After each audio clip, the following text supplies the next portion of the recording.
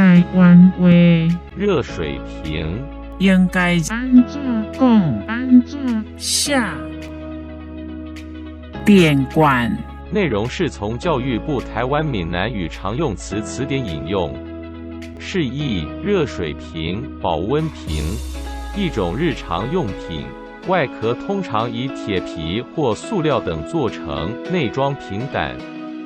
平胆由双层玻璃制成，夹层中的两面镀上水银等金属，中间抽成真空，瓶口有塞子，可在较长时间内保持瓶内温度。请支持我，点击 subscribe， 然后再单击小铃铛，也不要忘了转发给您的朋友圈。